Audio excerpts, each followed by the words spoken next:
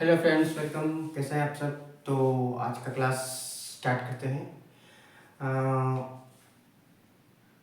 SSC और bank के examination में जो भारत सरकार के वैल्यूएबल ऑर्गेनाइजेशंस हैं, जो बड़ी बड़ी संस्थाएं हैं, वो time to time different type का रिपोर्ट और इंडेक्सेस वगैरह पब्लिश करती है ना। तो एग्जामिनेशन के हिसाब से वो काफ़ी वैल्यूएबल होता है। अभी नीति आयोग का एक रिपोर्ट आया है, national institute for transformation India. 1 जनवरी 2015 को बना था। 15 मार्च 1950 को बनाए गए योजना आयोग को इसने रिप्लेस किया और ये सहकार संघवाद, कोऑपरेटिव फेडरलिज्म पर आधारित एक ऑर्गेनाइजेशन है। ठीक है। एसएससी के एग्जामिनेशन में आप हमेशा देखोगे कि इससे रिलेटेड क्वेश्चन आपको हमेशा मिलते ही रहेगा, है ना। तो नीति आयोग का एक रिपोर्ट आया है, हाथ और बिजली के औजार का क्षेत्र। हाथ और बिजली के औजार के क्षेत्र में भारत की जो संभावनाएं हैं भविष्य के लिए, उसकी एक रिपोर्ट पब्लिश की गई है। तो हाथ का औजार क्या है? अभी पेचकस हो गया, प्लास हो गया, है ना। हाथों से कई छोटे छोटे उपकरण बनाए जाते हैं, बिजली के उपकरण बनते हैं। तो उसमें जो भारत की संभावना है आगे आने वाले वर्षों में, उस पर एक रिपोर्ट अभी आया है। उस रिपोर्ट का नाम है अनलॉकिंग $25 बिलियन एक्सपोर्ट। फिर से बोल रहा हूं, unlocking $25 billion export potential, India's hand and power tool sector. India's hand and power tool sector. तो अक्सर होता क्या है ना कि बैंकों के एग्जाम में तो चलो पढ़ लिया, लेकिन एसएससी और ऐसे रिलेटेड एग्जामिनेशन में स्टूडेंट जो है वो इस तरह के रिपोर्ट्स को थोड़ा डिनाई कर देते हैं, थोड़ा सा ढील बरत देते हैं, तो एग्जामिनेशन में आने पर क्वेश्चन छूट जाता है। ठीक है, मैं फिर से रिपोर्ट का नाम बोल रहा हूं, unlocking $25 billion export potential, India's hand and power tools sector, है ना। इस रिपोर्ट में ये कहा गया है कि इसका जो ग्लोबल मार्केट है वो $100 बिलियन का है। इसका ग्लोबल मार्केट $100 बिलियन का है और 2035 तक इसका ग्लोबल मार्केट 190 बिलियन यूएसडी का, यूनाइटेड स्टेट्स डॉलर तक हो जाएगा, है ना। और भारत का शेयर अभी बहुत कम है, ऑलमोस्ट समझिए 2% के आसपास में, 1.8% भारत का शेयर है। और रिपोर्ट में कहा गया है कि चाइना जो है वो इस सेक्टर को डोमिनेट करता है।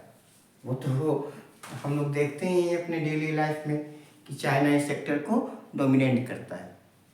तो इस रिपोर्ट में ये कहा गया है कि अगले डिकेड में, आगे आने वाले 10 वर्षों में 25 billion USD, 25 billion United states dollar के निर्यात का लक्ष्य बनाया गया है।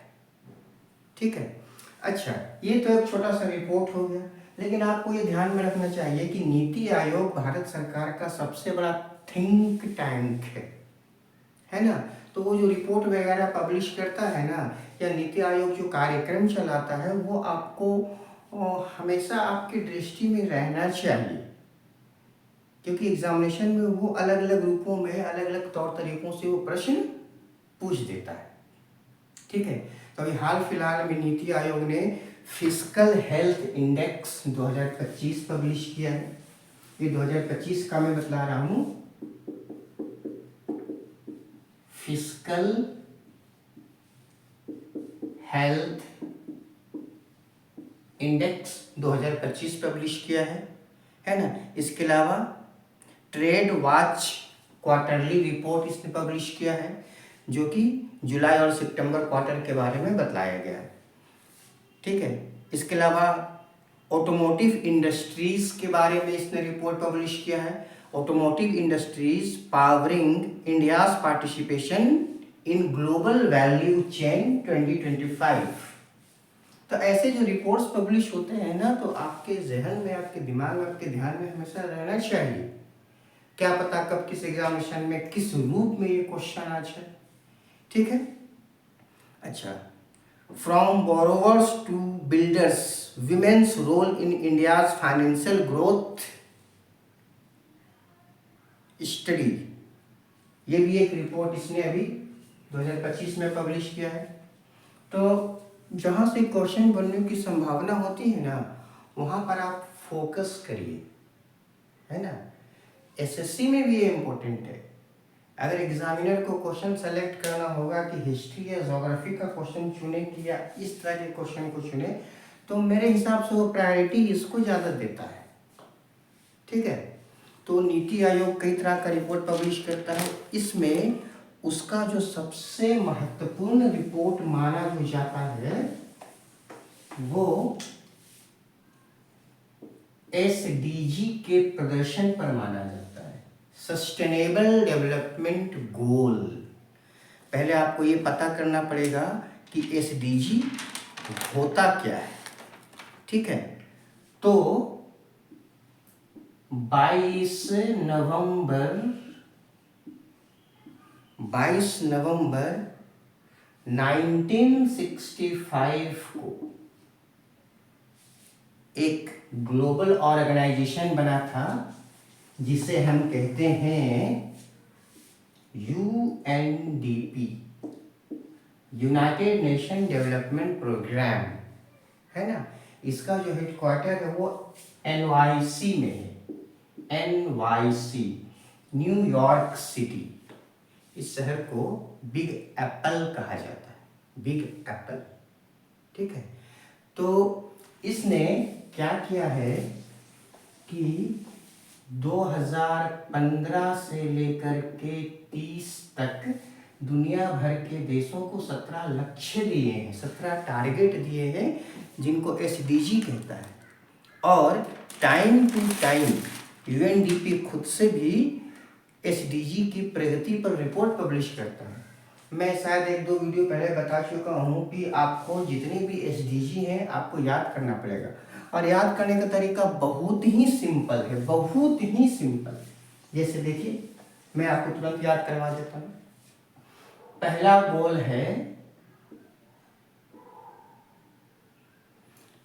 गोल है नो पॉवर्टी, नो पॉवर्टी, ठीक है। अगर नो पॉवर्टी है तो दूसरा गोल क्या हो जाएगा, जीरो हंगर हो गया। भाई गरीबी नहीं है तो भूख मिट जाएगी ना। तो अगर आपको पहला गोल है तो दूसरा गोल तो आपको अपने आप याद हो जाएगा, नो पॉवर्टी पहला गोल, जीरो हंगर दूसरा गोल, ठीक है। अच्छा, अब जीरो हंगर है तो गुड हेल्थ और वेल बीइंग हो जाएगा। भाई गुड हेल्थ आएगा ना, नो पॉवर्टी हो गया तो जीरो हंगर हो गया, जीरो हंगर हो गया तो गुड हेल्थ एंड वेलबींग हो गया, ठीक है। अब व्यक्ति का, समाज के पास अच्छा हेल्थ आ गया तो अब वो पढ़ाई लिखाई के बारे में सोचेगा। तो चौथा गोल क्या है इसका, क्वालिटी एजुकेशन, है ना। अच्छा, अब क्वालिटी एजुकेशन आ गया तो पांचवा गोल बड़ा ही नॉर्मल हो जाएगा तब तो जेंडर इक्वालिटी। पढ़ा लिखा व्यक्ति, सभ्य समाज कभी भी स्त्री पुरुषों में ऊंच नीच का भेदभाव नहीं करता। ऐसे बर्बर और असभ्य समाज आपको मिलेंगे जहाँ पर स्त्रियों को आज भी नीचे रखने की परंपरा है। ठीक है, तो जब नो पॉवर्टी, ज़ीरो हंगर, उसके बाद good health and well being, good health and well being के बाद क्वालिटी एजुकेशन आएगा, तो 5वें नंबर पर फिर जेंडर इक्वालिटी की बात होगी, है ना। इसके बाद जब जेंडर इक्वालिटी होगी तो स्त्री और पुरुष सभी, बालक बालिकाएं, स्त्री पुरुष, छात्र छात्राएं सभी मिल करके क्लीन वाटर एंड सैनिटेशन के लिए काम करेंगे। अब क्लीन वाटर और सैनिटेशन क्या हो गया, 6ठे नंबर का गोल हो गया, है ना। कितना आसान है इसको याद करना, क्लीन वाटर एंड सैनिटेशन। ठीक है, और जब क्लीन वाटर और सैनिटेशन मिल जाएगा, स्वच्छ पानी मिल गया, स्वच्छता मिल गया, है ना, तो अब उसके बाद लोगों को चाहिए कि भाई हमको बिजली चाहिए, ऊर्जा चाहिए, है ना। तो 7वें नंबर का गोल हो गया affordable and clean energy, affordable and clean energy. ठीक है, अब अफोर्डेबल और क्लीन एनर्जी है तो अब क्या होगा भाई, हम जहाँ काम कर रहे हैं अच्छे से काम करेंगे, है ना, स्वच्छ वातावरण होगा, decent work and economics growth. तो फिर अगला गोल क्या हो गया, decent work and economics growth. ठीक है, अब decent work and economics growth हो रहा है तो इंडस्ट्री, इनोवेशन एंड इंफ्रास्ट्रक्चर का ये अगला गोल है, इंडस्ट्री, इनोवेशन एंड इंफ्रास्ट्रक्चर का डेवलपमेंट होगा। ठीक है, अच्छा, जब इंडस्ट्री, इनोवेशन एंड इंफ्रास्ट्रक्चर का डेवलपमेंट होगा तो उसके बाद वेरी नेक्स्ट गोल क्या आ जाएगा, आर्थिक विकास के कारण रिड्यूस इनइक्वालिटी, रिड्यूस इनइक्वालिटी। ठीक है, अच्छा, जब इनइक्वालिटी खत्म होगा तो अगला गोल क्या है, sustainable city and communities, sustainable cities and communities. एक सस्टेनेबल सिटी बन जाएगा, एक समाज बन जाएगा, है ना। तो उसके बाद फिर हम क्या प्राप्त करना चाहेंगे, तो अगला गोल दिया गया है रिस्पॉन्सिबल कंजम्पशन एंड प्रोडक्शन। भाई कंजम्पशन भी तो रिस्पॉन्सिबल होना चाहिए ना, उत्पादन भी रिस्पॉन्सिबल होना चाहिए, ना बहुत ज़्यादा ना बहुत ही कम। ठीक है, उसके बाद फिर जब रिस्पॉन्सिबल कंजम्पशन एंड प्रोडक्शन की प्राप्ति होगी तो फिर क्लाइमेट एक्शन आ जाएगा। क्लाइमेट एक्शन 13वें नंबर का गोल है। क्लाइमेट एक्शन के बारे में लोग सोचिएगा, जलवायु में परिवर्तन हो रहे हैं, उनको रोकने की कोशिश की जाएगी, पर्यावरण को स्वच्छ रखने की कोशिश की जाएगी। ठीक है, अच्छा, क्लाइमेट एक्शन, तो फिर उसके बाद 14वें नंबर का गोल है लाइफ बिलो वाटर, पानी के अंदर कई सारे जीव रहते हैं, 14वें नंबर का गोल लाइफ बिलो वाटर। अच्छा, उसके बाद जमीन के ऊपर जीव रहते हैं, लैंड के ऊपर, तो लाइफ ऑन लैंड, ये 15वें नंबर का गोल हो गया। फिर 16वें नंबर का गोल है peace, justice and strong institution, peace, justice and strong institution.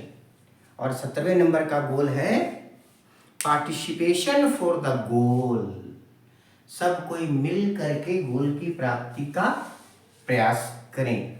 ठीक है, तो ऐसा है ना कि जब भी यूएनडीपी का और हमारे नीति आयोग का एसडीजी के ऊपर जो रिपोर्ट पब्लिश होता है ना, तो अक्सर वो हमेशा आपको एग्जामिनेशन में पूछ दिया जाता है, हमेशा एग्जामिनेशन में पूछा जाता है। ठीक है, तो अभी जो लेटेस्ट जो रिपोर्ट है वो अभी जो लेटेस्ट रिपोर्ट है वो 2023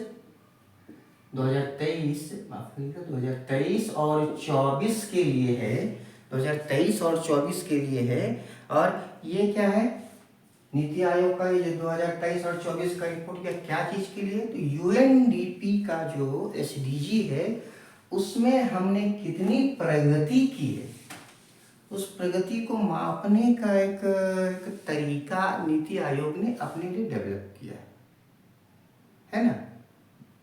इसमें 1 से लेकर के 100 अंक होते हैं, पहले तो ध्यान में रखिएगा, 1 से लेकर 100 अंक होते हैं, पॉइंट्स होते हैं, ठीक है। और नेशनल इंडिकेटर फ्रेमवर्क से जुड़े हुए 113 इंडिकेटर्स इसमें होते हैं, 113 इंडिकेटर्स होते हैं।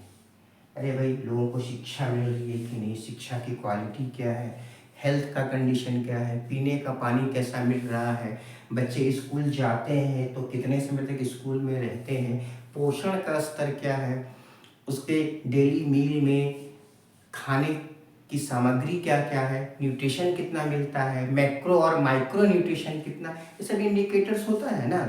तो केवल आपको इतना ध्यान में रखना है कि 113 इंडिकेटर्स हैं, ठीक है।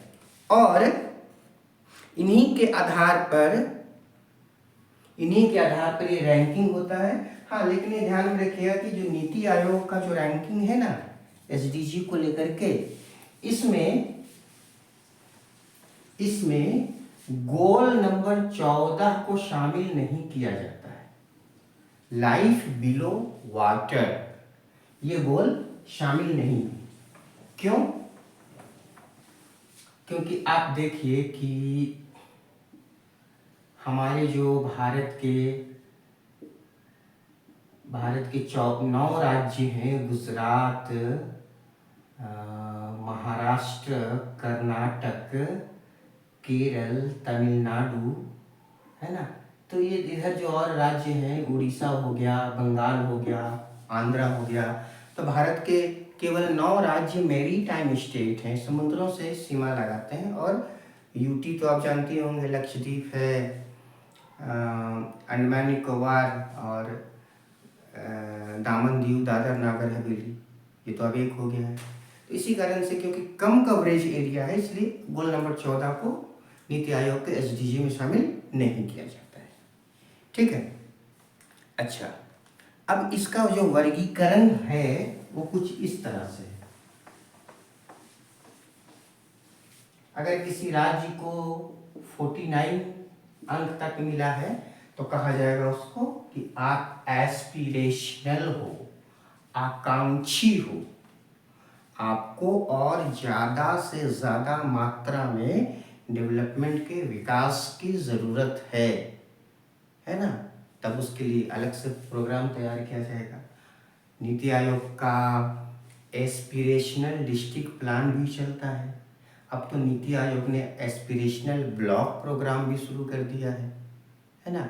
आप देखिएगा जिस राज्य में रहते हैं वहाँ पर कौन सा डिस्ट्रिक्ट एस्पिरेशनल है, आकांक्षी है, ठीक है।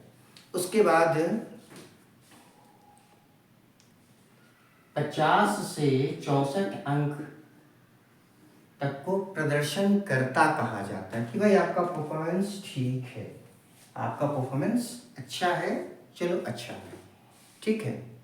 और अगर किसी को 65 से 99 के बीच में अंक मिला तो उसे अग्रणी राज्य, लीड स्टेट कहा जाता है, अग्रणी राज्य, लीड स्टेट कहा जाता है। तो 2023-24 का जो रिपोर्ट है उसमें उत्तराखंड और केरल पहले नंबर पर है, उत्तराखंड और केरल पहले नंबर पर है, ठीक है। तो रिपोर्ट में जो डेटास वगैरह होते हैं ना वो बड़े ही नॉमिनल होते हैं। अगर आप बैंक एग्जामिनेशन के लिए प्रिपरेशन कर रहे हैं तो आपको ऐसे डेटा के बारे में अवेयर रहना पड़ेगा।